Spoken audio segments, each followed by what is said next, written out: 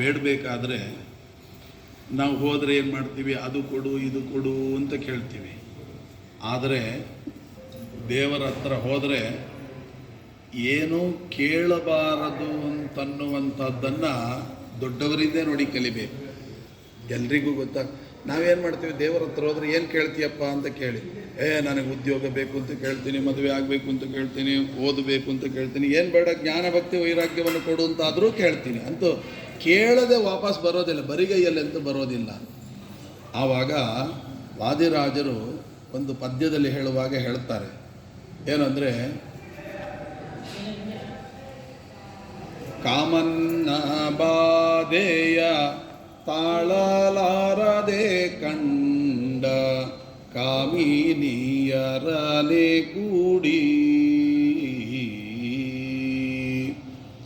ನೇಮ ನಿಷ್ಠೆಯ ಬಿಟ್ಟು ನಿನ್ನನ್ನು ಭಜಿಸದೆ ಪಾಮರನಾನಾದೆನೋ ಹಯವದನ ಅವರೀತಿಯಿಂದ ನೀಯನ್ನ ಸಲಹುವೆ ಶ್ರೀ ವಿಭೋ ಹಯವದನ ಹಯವದನ. ಅಲ್ಲಿ ಹೇಳಿದರು, ಕಾಮನ್ನ ಬಾಧೆಯ ತಾಳಲಾರದೆ ಕಂಡ ಕಾಮಿನಿಯರ ಕೂಡಿ ಅಂತ. ಸಾಮಾನ್ಯವಾಗಿ ಏನಂತೆ, ಕೆಟ್ಟ ಸ್ತ್ರೀಯರ ಜೊತೆಗೆ ಸೇರಿಬಿಟ್ಟು ನೇಮ ನಿಷ್ಠೆ ಬಿಟ್ಟೆ ಅಂತ. ಅದು ಹೌದು, ಆದರೆ ನಿಜವಾಗಿಯೂ ಕಾಮಿನಿಯರು ಅಂದರೆ ಕೆಟ್ಟ ಸ್ತ್ರೀಯರು ಅಂತ ಅಷ್ಟೇ ಅರ್ಥ ಅಲ್ಲ. ಮತ್ತೇನು, ನಮಗೆ ಕಣ್ಣು, ಮೂಗು, ಕಿವಿ, ನಾಲಿಗೆ ಎಲ್ಲ ಇಂದ್ರಿಯಗಳಿದೆ, 10 ಇಂದ್ರಿಯಗಳು.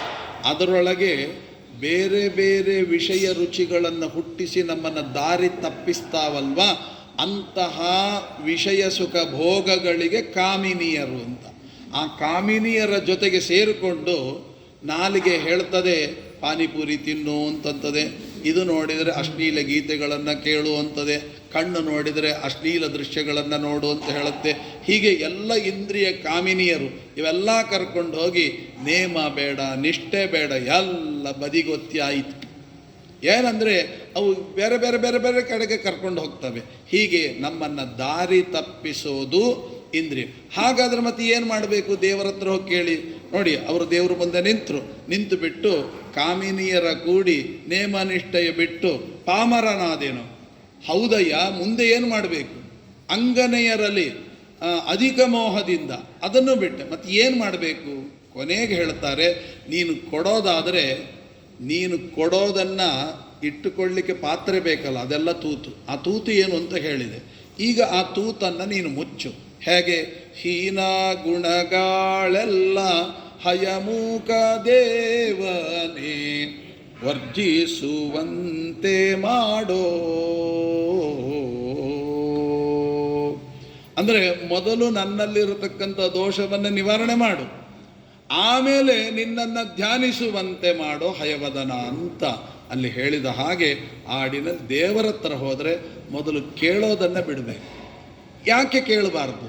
ಅದನ್ನು ಒಂದು ಕಡೆ ಮತ್ತೊಂದು ಕಡೆ ಬರೀತಾರೆ, ಕೇಳಿದರೆ ನೀವೇನು ಕೇಳಿದಿರಿ ಅದು ನಿಮಗೆ ಬೇಕೆಂಬ ಜ್ಞಾನ ಅವರಿಗೆ ಗೊತ್ತಿಲ್ಲ, ದೇವರಿಗೆ ಅದನ್ನು ನಾನು ನೆನಪಿಸಿಕೊಟ್ಟೆ ಅಂತ ಹೇಳಿದಾಗ, ದೇವರು ಸರ್ವಜ್ಞ ಅಂತಂದಮೇಲೆ ನನಗೇನು ಬೇಕು ನಿಂಗೆ ಗೊತ್ತಿದೆ, ನಾನೇನು ಹೇಳೋದು, ಏನು ಕೊಡ್ತೀಯೋ ಅದಕ್ಕೆ ದಾಸರು ಹೇಳ್ತಾರೆ, ಇಟ್ಟಂಗೆ ಇರುವೆನು ಹರಿಯೇ ಹೊರತು ಬಂದದ್ದೆಲ್ಲ ಬರಲಿ ಗೋವಿಂದನ ದಯವೊಂದಿರಲಿ. ಹಾಗೆ ಕೇಳಬೇಕೆ ಹೊರತು ಏನೂ ಕೇಳಬಾರದು ದೇವರ ಹತ್ತಿರ.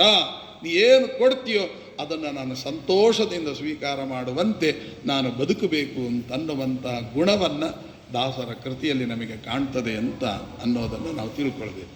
ಎಲ್ಲಿ ಬರಲಿಲ್ಲ.